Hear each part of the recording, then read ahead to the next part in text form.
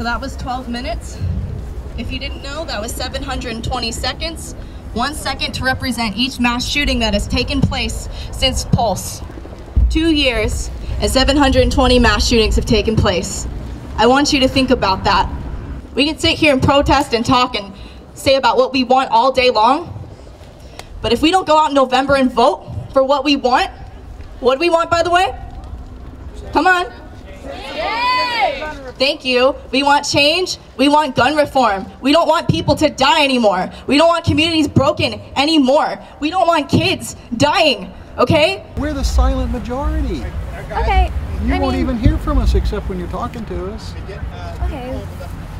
Yeah, if you want to have a conversation afterwards. It's up to you. I mean, yeah, I mean, like, I have to... We're just here to tell you we're here to protect your First Amendment rights. They want to push for gun reform, which is code for gun control.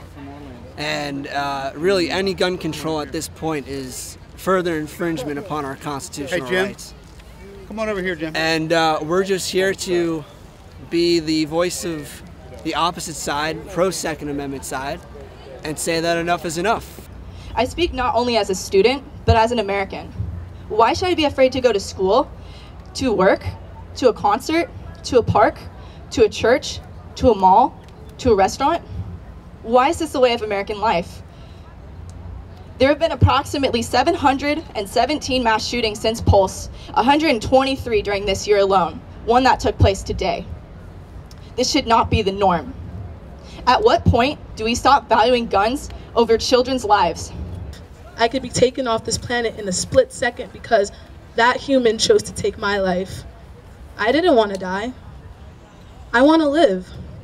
Why do you decide that I get to die? Why do you decide that because you have the powerful metal in front of you that you can choose to take my life, choose to take my freedom, choose to take my right to live? It ends today.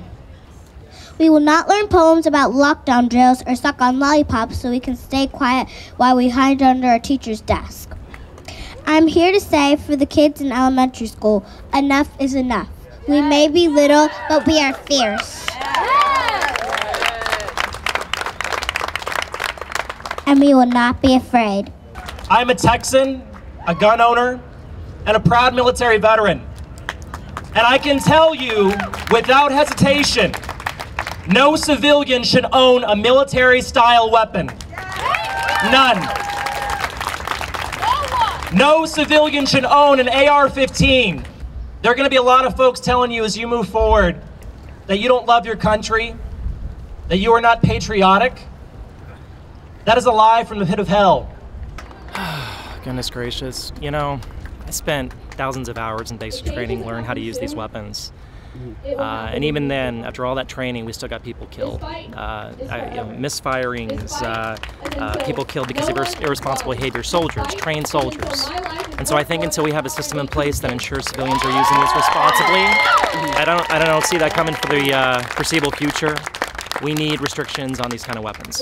And what kinds of specific policies would you like to see out of, the Capitol? I'd say it should be similar to cars. You know, you should have a license to own a gun, which in quite a number of states you don't need a license to own a gun. There should be a registry. There should be a comprehensive course that teaches you how to use a gun properly, how to engage with it. The fact that we have so little gun education from these folks kind of says a lot about it all. American freedoms are not the enemy. I heard one of your previous interview subjects talking about licensing people, that they should be like driver's licenses, that they should be, undergo courses. Well, let's remember that if I told him that he couldn't appear in front of your camera without a First Amendment license, that he had to be trained in order to speak to you, that he had to have a certain amount of education in order to speak to you, he would be livid. But I could make that argument if that's the argument he wants to make about firearms. We're here to honor, uplift, and fight for the beautiful lives and souls lost in Orlando 2 years ago. We're here for the young children this country has failed to protect. We are here for the parents, grandparents, siblings, cousins, and friends who this country has put through grief and pain. I almost lost my own mother and brother to gun violence at my local Walmart, and lost at the fact that I too was shot trying to get groceries. While we are lost as a nation, we know the path that we must take. Kimberly Jean Morris. Mercedes Marisol Flores. Eric Ivan Ortiz Rivera. Juan Ramon Piero. Enrique L. Rios Jr. Angel Calandero Padro. Peter Omi Gonzalez Cruz. Luis Daniel Conde. Paul Terrell Henry. If your family were killed by guns, could you imagine changing your mind? No. No. If there was a school shooting in your town and 100 children were killed, could you imagine changing your mind? No. Okay.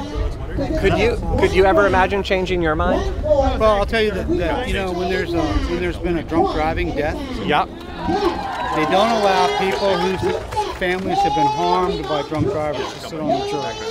Pardon? They don't allow families of people who've been harmed by drunk drivers to sit on juries that are sitting in judgment of somebody for drunk driving. I understand that. Do you know why that is? Sure, because they can be biased. Yeah. No, but could you imagine any That's what your question's all about, is bias. Right. It's just loaded with bias. No. What happens is the rules are made. Laws are meant to be made by folks who are dispassionate. They're looking at science, facts, looking at not only that, the Constitution. Right. The Second Amendment is a constitutional. Gun ownership is a constitutional right. I think it was a success on our end. We were peaceful. We just came here to show what we believed in, and we've opened the dialogue for discussion to see if we can come up with common ground, and we'll see where it goes from there.